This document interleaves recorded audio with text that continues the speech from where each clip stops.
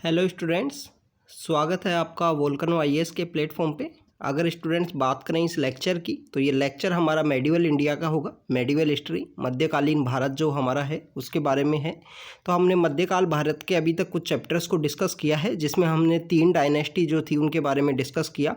जिसमें अगर हम बात करें कि हमने राष्ट्रकूट डायनेस्टी के बारे में डिस्कस किया, प्रतिहार डायनेस्टी के बारे में डिस्कस किया और हमने पाल डायनेस्टी के बारे में डिस्कस किया जो ईस्टर्न इंडिया से होती हैं, जिनके बारे में अभी तक हमने डिस्कस किया। उनकी कल्चरल लाइफ के बारे में डिस्कस किया, उनके यहाँ एडमिनिस्ट्रेशन किस तरीके से हुआ करता था, वहाँ पे जो असेंबली को क्या बोला करते थे।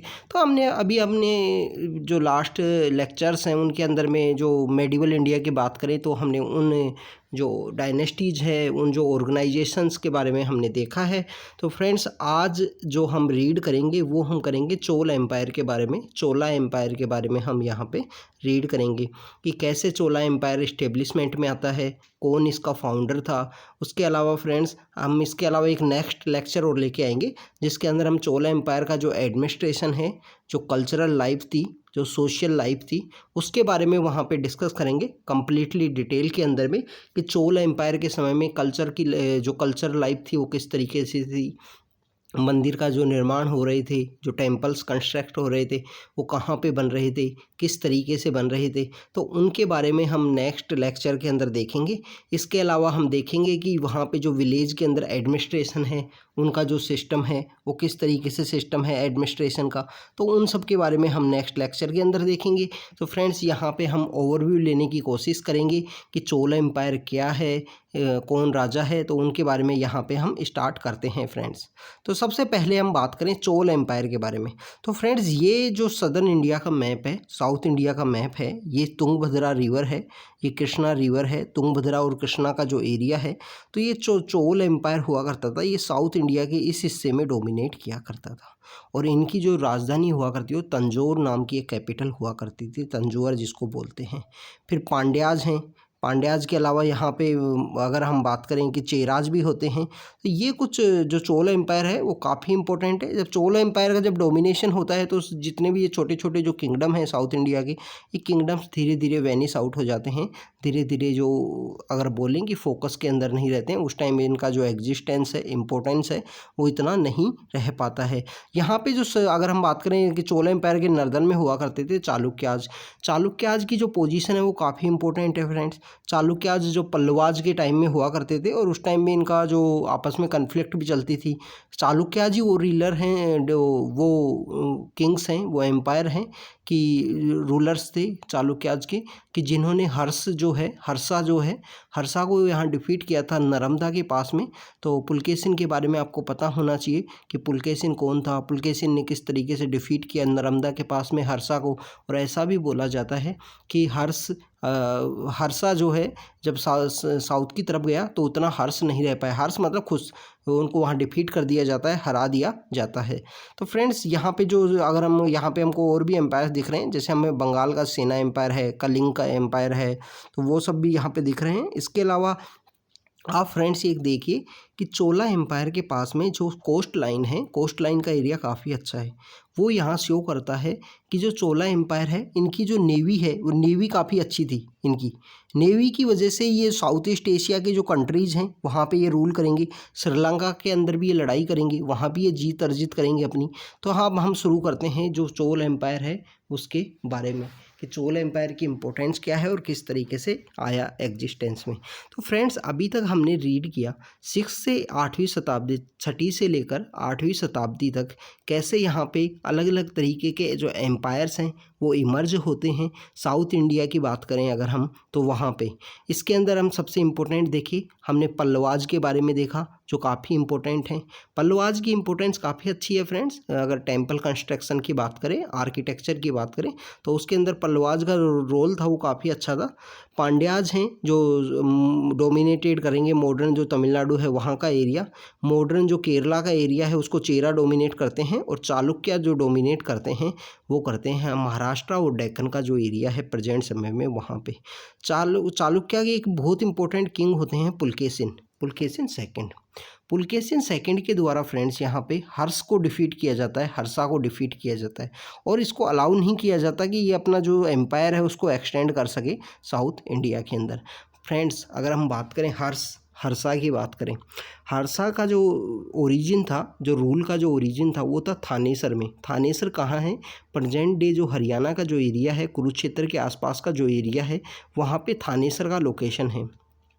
तो वहाँ से रूल किया करते थे।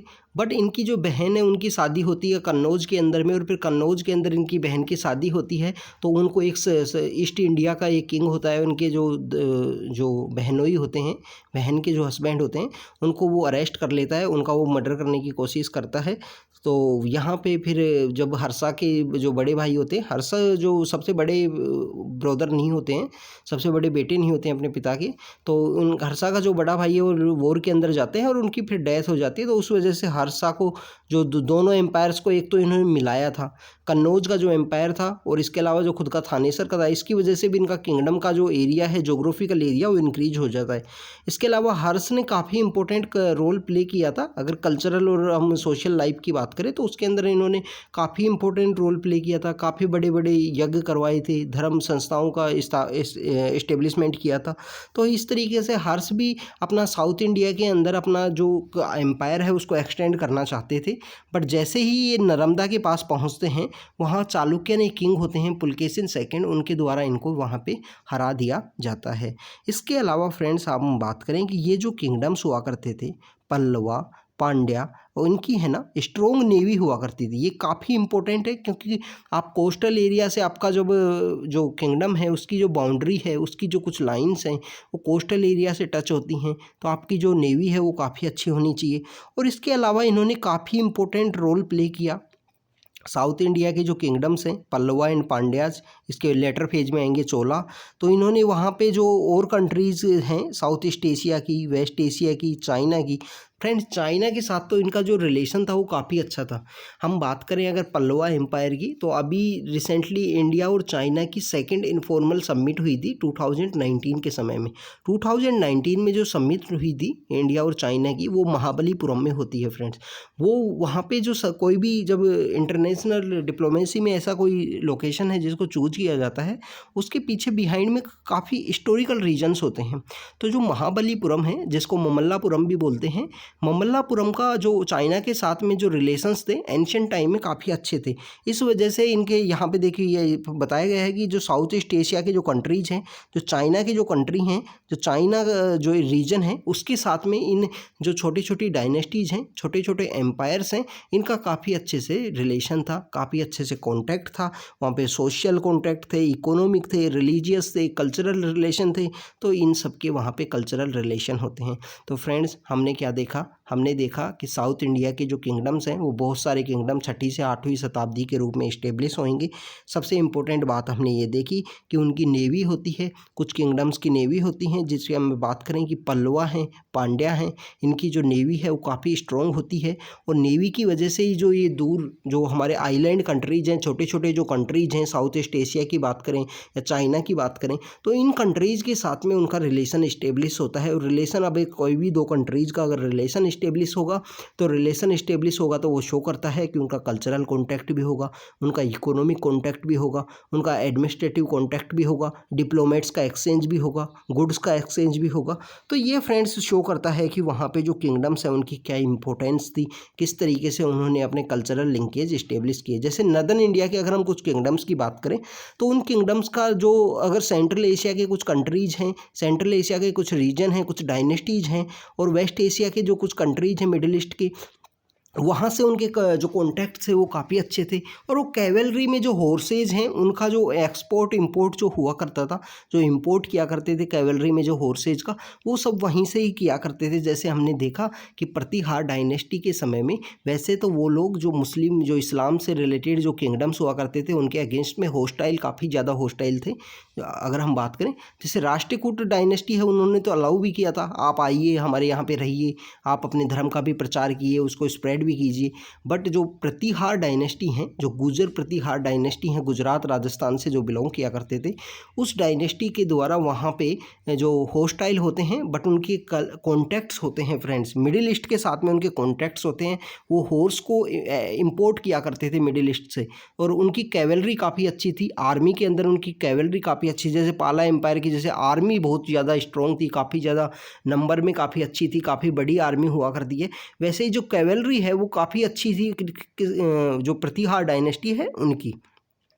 अब फ्रेंड्स हमने देखा कि जो ये जब ये डायनेस्टीज इस्टेब्लिशमेंट में आती हैं, चेरा, चोला, पांड्या, पल्लवा, ये सब जब डायनेस्टी इस्टेब्लिशमेंट में आती हैं तो इनकी नेवी कैसे स्ट्रांग होती है और कैसे इनके कल्चरल कॉन्टैक्ट्स होते हैं। इसके अलावा फ्रेंड्स हमको देखने को मिलता है कि ये लोग श्रीलंका को भी काफ़ी बार इन्वेड किया करते थे, काफ़ी बार वहाँ पर आक्रमण कर दिया करते थे। अगर श्रीलंका में कोई होस्टाइल किंग आ जाता था, कोई ऐसा किंग आ जाता था जो बात नहीं मानता था, तो ये काफ़ी बार अटैक करते थे श्रीलंका का उस समय में। तो ये भी हमको जानकारी मिलती है यहाँ पे। इसके अलावा फ्रेंड्स हम बात करें कि चोला एम्पायर की, देखो फ्रेंड्स चोला एम्पायर है वो 9वीं शताब्दी में इस्टेब्लिशमेंट में आता है। काफ़ी जो इसका जो पीक है वो आता है और ये 12वीं शताब्दी तक चलता है लास्ट। उसके बाद में इस एरिया के अंदर में 2 नई डायनेस्टीज आती हैं। काकतीय डायनेस्टी आती है, जो प्रेजेंट डे आंध्र प्रदेश वारंगल का जो रीजन है वहाँ पे काकतीय डायनेस्टी आएगी। और अगर हम बात करें कि जो अगर वेस्टर्न महाराष्ट्र की बात करें तो वेस्टर्न महाराष्ट्र के अंदर यादवाज आएंगे, जो देवगिरी के यादव होते हैं, जिनको फिर बाद में इन डायनेस्टीज़ के ऊपर अलाउद्दीन खिलजी के द्वारा अटैक किया जाता है। मेडिवल इंडिया के अंदर जो है दिल्ली सल्तनत के किंग होते हैं खिलजी डायनेस्टी के, उनके द्वारा वहाँ पे अलग अटैक किया जाता है। और खिलजी के भी एक स्पेशल एक एजेंट होते हैं मलिक कफूर उनके वहाँ पे अटैक करेंगे और वो यहाँ पे धीरे धीरे इन एम्पायर्स को अपने जो एम्पायर के अंदर इस्टेब्लिश कर लेंगे। ये सब हमको जो 12वीं शताब्दी के लास्ट में या तो अगर हम बात करेंगे तो 13-14 सेंचुरी के स्टार्टिंग में हमको देखने को मिलेगा। जब हम दिल्ली सल्तनत को जब रीड करेंगे तो वहाँ पे हम देखेंगे उन सब के बारे में। तो फ्रेंड्स ये देखिए कि जो चोला एम्पायर है वो 9वीं शताब्दी के समय में अपना इमर्ज आउट होता है। और ये जो अगर हम बात करें कि जो पेनिनसुला का जो लार्ज पार्ट है वहाँ पे इनका एग्जिस्टेंस होता है। इसके अलावा जो चोला एम्पायर है उनकी जो नेवी है वो काफ़ी स्ट्रॉन्ग हुआ करती थी। इंपॉर्टेंट है फ्रेंड्स, इनकी जो नेवी है वो काफ़ी स्ट्रॉन्ग हुआ करती थी और इसकी वजह से, इसी नेवी की वजह से उन्होंने जो श्रीलंका और मालदीव का जो एरिया है उसको भी ये अटैक करते हैं, उसको भी ये यहाँ पे अटैक करने की कोशिश करते हैं। और चोला एम्पायर के समय में कहा जाता है कि जो साउथ इंडिया की हिस्ट्री है वो अपने क्लाइमैक्स के ऊपर होती है, अपने सबसे ज़्यादा मैक्सिमा के ऊपर होती है यहाँ पे। अब कोई भी ग्राफ के अंदर अगर हम देखते हैं तो सबसे मैक्सिमा के ऊपर होती है चोला एम्पायर के समय में जो वहाँ की जो साउथ इंडिया की अगर हिस्ट्री की बात करें तो सबसे अपने मैक्सिमा में होती है। अगर हम बात करें फ्रेंड्स चोला एम्पायर के फाउंडर की अगर हम बात करें तो विजयालया जो हैं, विजयालया इनके फाउंडर होते हैं। और फ्रेंड्स हमको ये जानकारी मिलती है कि जैसे जो राष्ट्रकूट हैं वो फ्यूडेटरीज किसके हुआ करते थे, वो किसके सामंत हुआ करते थे, वो हुआ करते थे चालुक्य डायनेस्टी के। पर जैसे जैसे जब जो चालुक्य जब कमज़ोर होने लगते हैं तो राष्ट्रकूट आज अपने आप को इंडिपेंडेंट डिक्लेयर कर देंगे। तो इसी तरीके से हमको जानकारी मिलती है कि जो चोलाज हैं वो फ्यूडेटरीज हुआ करते थे पल्लवाज के फ्यूडेटरीज हुआ करते थे। पल्लवा कौन है फ्रेंड्स, वो पल्लवाज वो हैं कि नरसिम्हा देवा, ये जो ममल्लापुरम जो एरिया है, महाबलीपुरम का जो एरिया है, यहाँ पे इन्होंने जो टेंपल कंस्ट्रक्शन के लिए काफ़ी ज़्यादा जाना जाता है पल्लवाज को। तो पल्लवाज के फ्यूडेटरीज हुआ करते थे, कौन हुआ करते थे, चोला। और चोला के जो फाउंडर हुआ करते थे विजयालया उनका नाम है। और ये फिर धीरे धीरे यहाँ पे सबसे पहले तंजौर को कैप्चर करेंगे और तंजौर को फिर अपनी कैपिटल भी यहाँ पे इस्टेब्लिश करेंगे friends. By the end of the 9th century Chola had defeated both the Pallava of the Kanchi, जो उसको टोडई मंडलम बोलते हैं, और पांड्या। इसकी तो फ्रेंड्स यहाँ पे हमको जानकारी मिलती है कि जब 9वीं शताब्दी का जब अंत होने लगता है, जब 9वीं शताब्दी अपने अंत के करीब होता है, उस समय में जो चोला एम्पायर है, चोला एम्पायर के जो किंग्स हैं उनके द्वारा में यहाँ जो अर्लियर जो अपने जो इनके हेड हुआ करते थे, जो कांची के जो हेड थे पल्लवाज, उनको भी डिफीट किया जाता है। और इसके साथ साथ हमको पता लगता है कि जो पांड्याज हैं उनको भी यहाँ पे डिफीट किया जाता है। और इसके साथ ही वो साउथ इंडिया को अपने कंट्रोल में लेने की कोशिश करते हैं। कंप्लीट जो साउथ इंडिया का जो एरिया है उनको अपने कंट्रोल में लेने की कोशिश करते हैं। फ्रेंड्स, पर हमको एक जानकारी मिलती है कि साउथ इंडिया के अंदर एक किंगडम था, किंगडम का नाम था राष्ट्रकूट। राष्ट्रकूट के जो फाउंडर कौन हुआ करते थे फ्रेंड्स, हमने लास्ट चैप्टर में रीड किया था, दंती दुर्गा। तो दंती दुर्गा जो हैं राष्ट्रकूट डायनेस्टी के फाउंडर थे और इनकी जो कैपिटल थी वो कौन सी थी फ्रेंड्स, मान्यखेट। मान्यखेट इनकी कैपिटल हुआ करती थी। और उस डायनेस्टी को चोला एम्पायर डिफीट नहीं कर पाएंगे। ये काफ़ी इंपॉर्टेंट है कि चोला एम्पायर्स राष्ट्रकूट डायनेस्टी को डिफीट नहीं कर पाएंगे। फ्रेंड्स, इस चीज़ के बारे में हमको जो तीन डायनेस्टी का जो संघर्ष है, थ्री पार्टाइट अलाइंस है, उसके बारे में जब रीड किया था तो वहाँ भी हमको जानकारी मिलती थी कि ना तो पाल डायनेस्टी के द्वारा डिफीट किया जाता था राष्ट्रकूटाज को और ना ही प्रतिहार डायनेस्टी के द्वारा डिफीट किया गया था। हाँ, राष्ट्रकूटाज नॉर्थ इंडिया के अंदर जाते थे, अपना जो गुजरात और मालवा का जो रीजन है वहाँ तक अपना एरिया को सिक्योर करते थे और कभी कभी जो कन्नौज के ऊपर अटैक भी कर देते थे, पर फिर वापस से रिटर्न हो जाते थे। जैसे उन्होंने धर्मपाल को हराया था वहाँ पे कन्नौज के अंदर में। पर जैसे ही राष्ट्रकूटाज वापस साउथ इंडिया की तरफ आएंगे, वापस अपनी कैपिटल की तरफ आएंगे, उन एरियाज़ को फिर से कैप्चर कर लिया जाता था उन डायनेस्टीज़ के द्वारा। जैसे हम बात करें प्रतिहार डायनेस्टी की, जैसे हम बात करें पाल डायनेस्टी की, तो उनके द्वारा एरिया कैप्चर कर लिया जाता। तो फ्रेंड्स, यहीं पर ही हमको ये जानकारी मिलती है कि जो चोल डायनेस्टी है, चोल डायनेस्टी के अंदर भी इसी तरीके से था कि चोल डायनेस्टी के द्वारा भी राष्ट्रकूट डायनेस्टी को डिफीट नहीं किया जाता। राष्ट्रकूट डायनेस्टी काफ़ी इंपॉर्टेंट डायनेस्टी है फ्रेंड्स। उनके जो आर्किटेक्चर है उसके बारे में भी हमने देखा था कि एलोरा का जो कैलाश मंदिर है केव नंबर 16 के अंदर में, जो केव नंबर 16 है उसका जो कैलाश मंदिर है वो उन्हीं के द्वारा कंस्ट्रक्ट किया जाता है। इस डायनेस्टी के अंदर काफ़ी अच्छे अच्छे जो कवि के रूप में एक राजा हुए हैं जिनको बोलते हैं अमोघवर्ष। अमोघवर्ष के बारे में हमने देखा कि कैसे उन्होंने कवि राजमार्ग की रचना की थी। इसके अलावा इसी डायनेस्टी के अंदर हमने देखा था कि कैसे एक जो अमोघवर्ष की जो बेटी होती हैं वो एक रायचूर का जो डोआब है वहाँ पे अपना शासन चलाती हैं। तो वो भी हमको देखने को मिलता है कि महिलाओं को अलाउ किया जाता था। काफ़ी टॉलरेंट हुआ करती थी राष्ट्रकूट डायनेस्टी, जिसके अंदर हमको सबसे इम्पोर्टेंट जानकारी मिलती है राष्ट्रकूट डायनेस्टी के बारे में कि उन्होंने जो मुस्लिम पीपल्स हैं, जो मुस्लिम जो मर्चेंट्स हुआ करते थे, उनको अलाउ किया कि आप आइए यहाँ पे, आप यहाँ पे सेटल डाउन हो जाइए, जिससे वो कोस्टल एरियाज़ के अंदर सेटल होते हैं। उनको अपनी रिलीजन को स्प्रेड करने की, स्प्रीच करने की भी अलाउ किया जाता है कि आप अपने रिलीजन को यहाँ पे फैलाइए, उसके बारे में बताइए सभी लोगों को। इसके अलावा उनके जो रिलीजियस इंस्टीट्यूशंस हैं, जैसे अगर मॉस्क्यू है, इन सब के इस्टेब्लिशमेंट भी वहाँ पे राष्ट्रकूट डायनेस्टी के समय में होती है। तो उसी डायनेस्टी को डिफीट नहीं कर पाते हैं। और भी पहले की बहुत सारी डायनेस्टीज हैं जो डिफीट नहीं कर पाती हैं।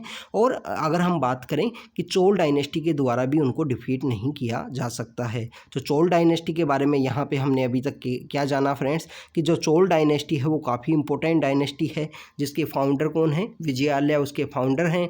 चोल डायनेस्टी के जो एक सामंत होते हैं, किसके सामंत होते हैं फ्रेंड्स, किसके फ्यूडिटरी होते हैं। स्टार्टिंग में ये लोग पल्लवाज के फ्यूडिटरी होते हैं और बाद में ये पल्लवाज को ही डिफीट करेंगे, पांड्याज को भी ये डिफीट करेंगे। तो ये इंपॉर्टेंस शो करता है कि जैसे जैसे कोई किंगडम है वो कमज़ोर होने लगता है, उसके जो डिपेंडेंट होते हैं, उसके जो फ्यूडिटरीज होते हैं, वो अपने आप को इंडिपेंडेंट डिक्लेयर कर देंगे और फिर उस किंगडम के ऊपर में अटैक कर देंगे। अगर हम बात करें चोल डायनेस्टी के बारे में, चोल डायनेस्टी के अगर इंपॉर्टेंट कैपिटल के बारे में बात करें तो तंजौर इनका कैपिटल हुआ करता था, जिसको इन्होंने कैप्चर किया था पल्लवाज ऑफ द कांची। जो कांची के कांचीपुरम के जो पल्लवास थे, जिसको टोडाई मंडलम भी बोलते हैं, वहाँ के जो पल्लवास थे उनके द्वारा उन्हीं के एरिया के अंदर आता है तंजौर। तो तंजौर को ये कैप्चर करते हैं।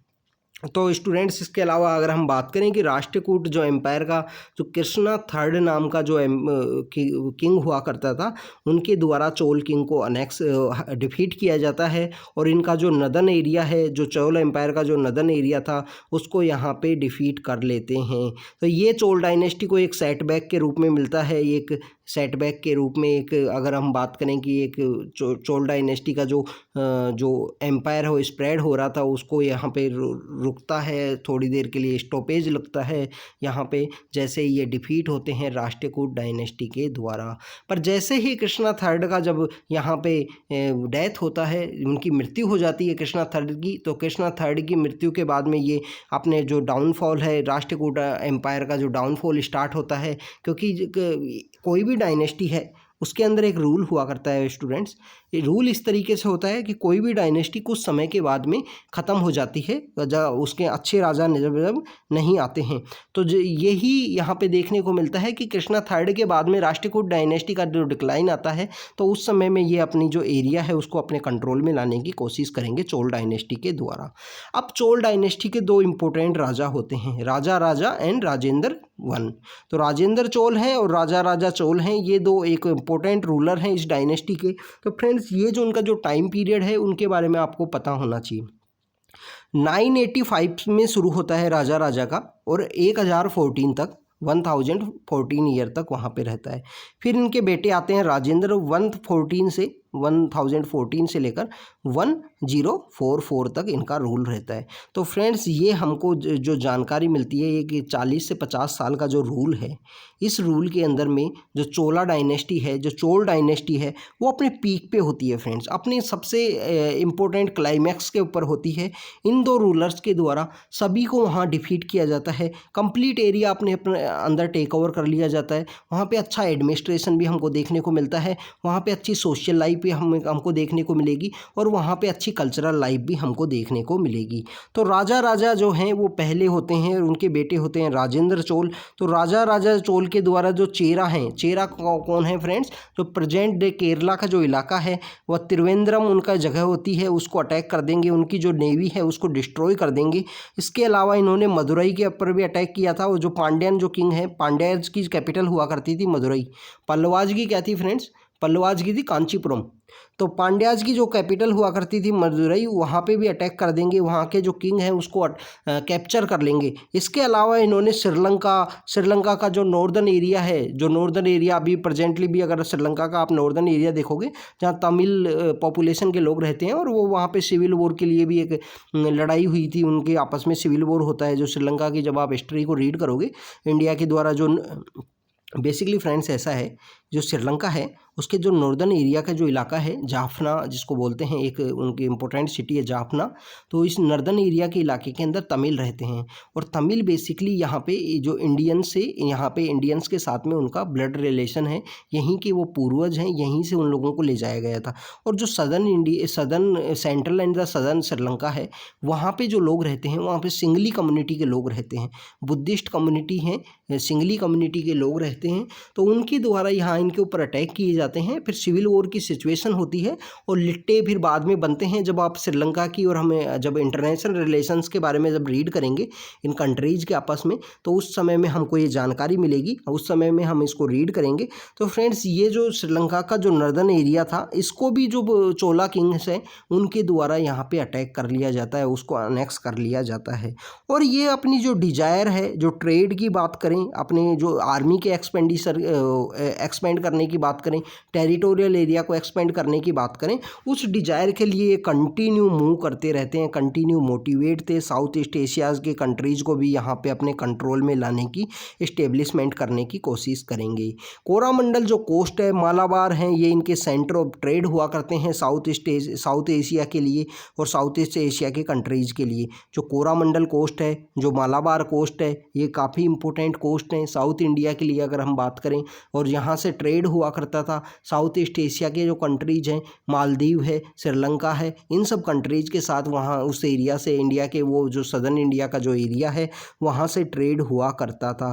तो ये दोनों एरिया हैं, दोनों ही एरिया चोल डायनेस्टी के कंट्रोल में रहेंगे।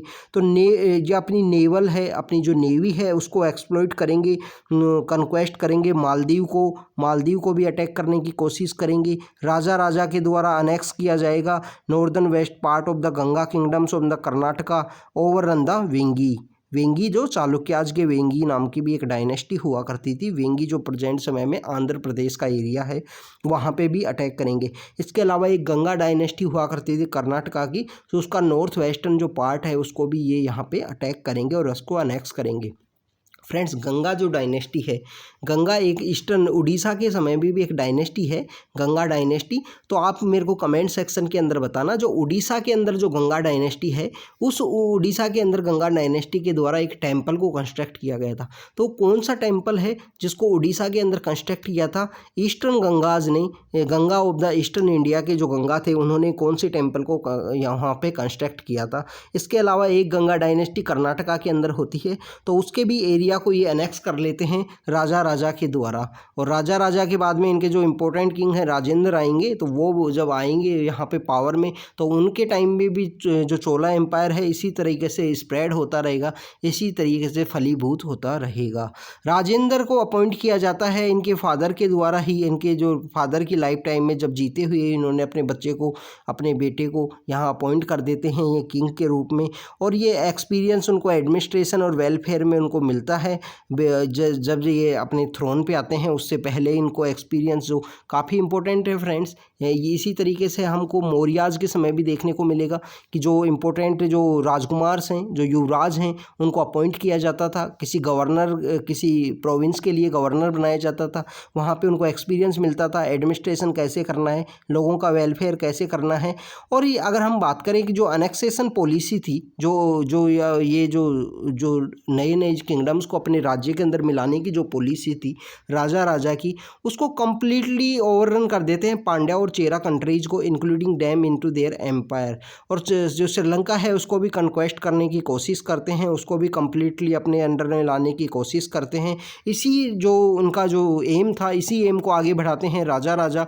तो राजा और राजेंद्र वन हैं, राजा और राजेंद्र वन हैं, राजा चोल और राजेंद्र वन जो चोल हैं उनके द्वारा बहुत सारी जगह विक्ट्री प्राप्त की जाती है। और विक्ट्री प्राप्त करने के साथ ही फ्रेंड्स हमको जानकारी मिलती है कि जैसे भी किसी भी किंग के द्वारा कहीं पे भी जब जीत अर्जित की जाती थी, तो जीत अर्जित करने के साथ ही वहाँ पे विक्ट्री का एक सिंबल बनाना उनके लिए काफ़ी इम्पोर्टेंट हुआ करता था। तो आपने देखा होगा कि कभी भी कोई किंग के द्वारा कोई भी एरिया को जब अनेक्स किया जाता है, अनेक्स करने के साथ ही उस एरिया के अंदर में वो लोग कोशिश करते हैं कोई विक्ट्री का एक सिंबल बनाएं, कोई टेंपल का कंस्ट्रक्शन करें, कोई वहाँ पे हम स्कल्पचर बनाने की कोशिश करेंगे, किसी के द्वारा वहाँ पे कोई पिलर रखे जाएंगे, माइनर पिलर, मेजर पिलर, इस तरीके से वहाँ पे शो करने की कोशिश की जाती है ये एरिया हमारे अंडर है। जैसे प्रेजेंट समय में बात करें कि जो फ्लैग है उसको काफ़ी इंपॉर्टेंट माना जाता है। अब अगर हम प्रेजेंट समय की बात करें, जब भी कोई आर्मी किसी भी एरिया को टेक ओवर करती है तो वहाँ पे अपना फ्लैग है उसको इस्टेब्लिश कर देती है, फ्लैग को लहरा देती है। अगर कहीं युद्ध भी हो रहा है दो आर्मियों के बीच में, दो कंट्रीज के बीच में, और एरिया को अनेक्स करने के साथ ही अपना फ्लैग है वहाँ पे वो इस्टेब्लिश कर देते हैं। तो पुराने समय में जो इम्पोर्टेंट बात हुआ करती थी वो भी इसी तरीके से हुआ करती थी फ्रेंड्स, कि जैसे ही उनको इस्टेब्लिश करते हैं, जैसे ही किसी एरिया को अनेक्स करेंगे, अनेक्स करने के साथ ही वहाँ पे कुछ कंस्ट्रक्ट करेंगे, अपनी खुद की स्टाइल का आर्किटेक्चर इस्टेब्लिश करेंगे, खुद की स्टाइल का टेम्पल का कंस्ट्रक्ट करेंगे।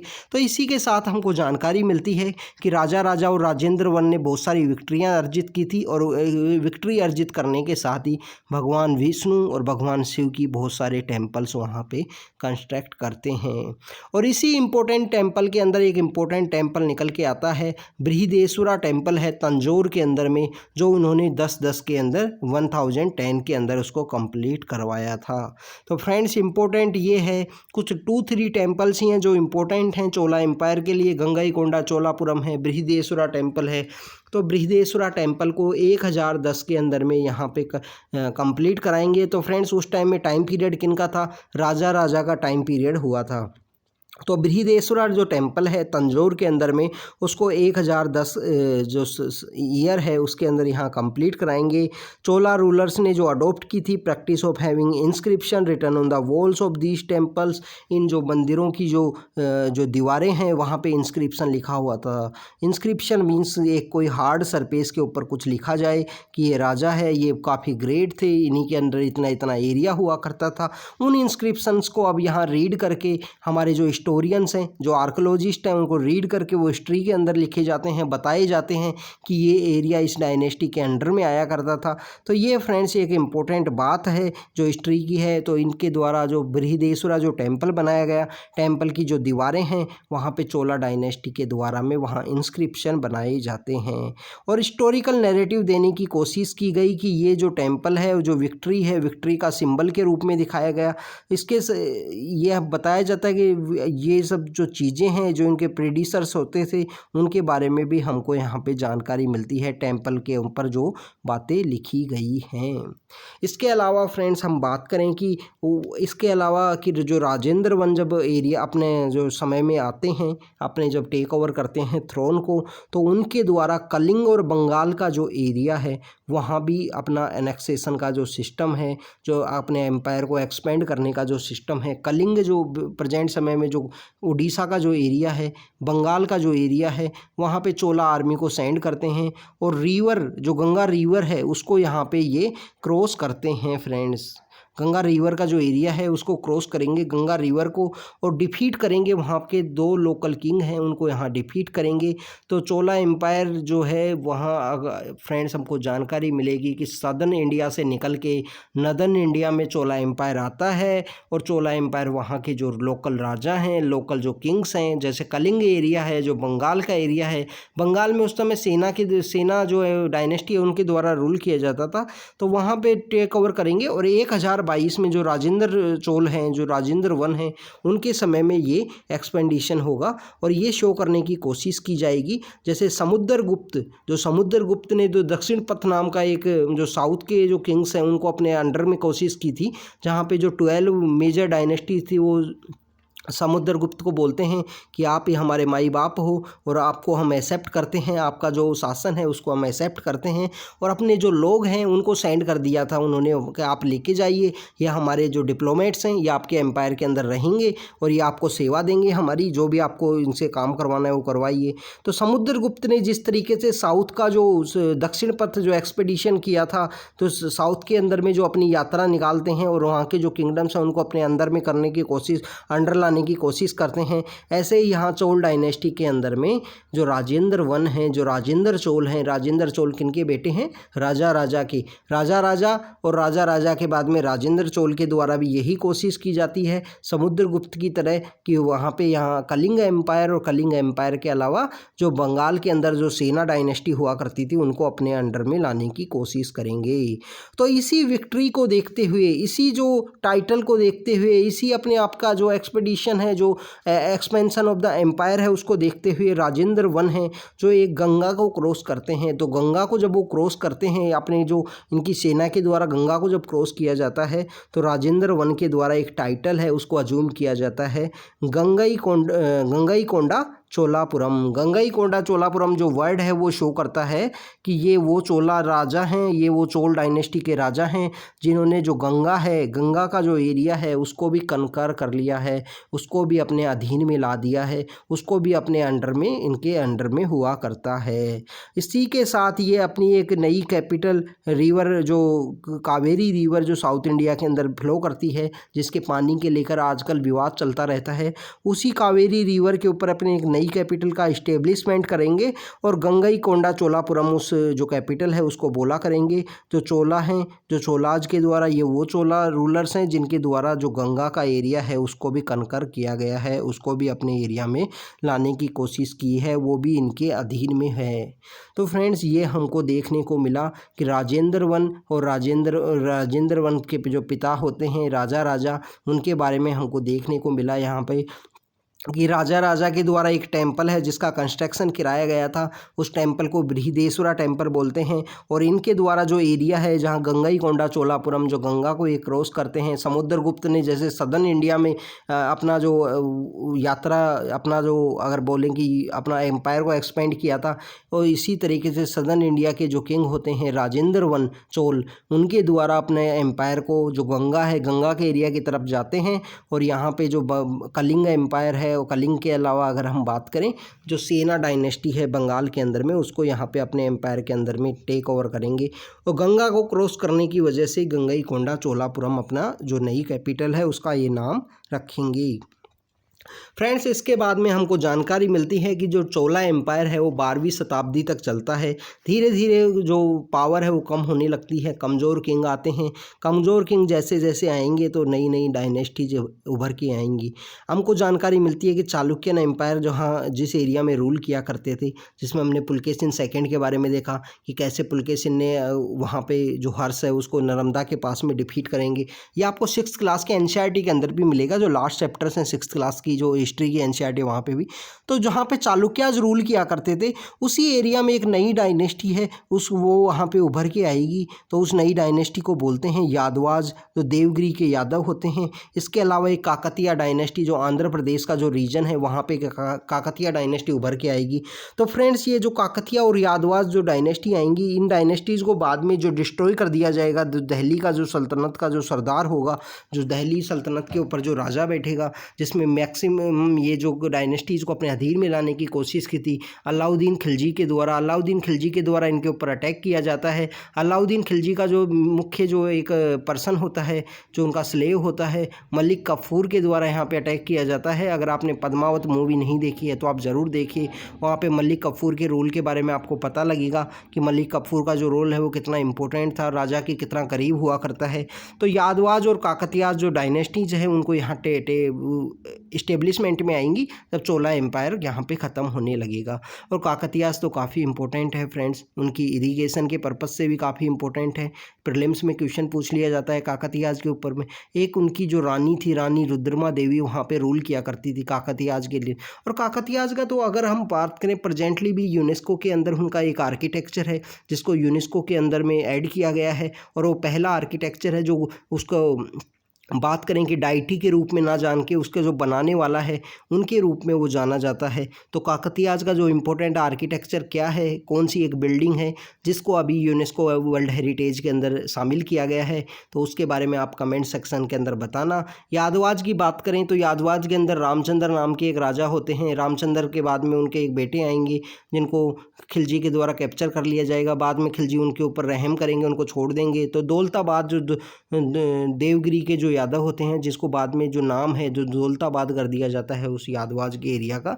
तो फ्रेंड्स ये काकतीय और ये जो नई डायनेस्टी आएंगी इस्टेब्लिशमेंट में और ये आपस में फाइट करते रहेंगे। इसी वजह से वहाँ पे दिल्ली का जो सरदार है, जो सल्तनत के समय का जो रूलर है, वो इनको यहाँ पे टेक ओवर कर लेगा। तो फ्रेंड्स ये हमने देखा चोला एम्पायर के बारे में, उस समय में कौन कौन सी डायनेस्टीज हुआ करती थी उन सब के बारे में यहाँ पे हमने देखा। तो फ्रेंड्स ये आज के जो चैप्टर में हम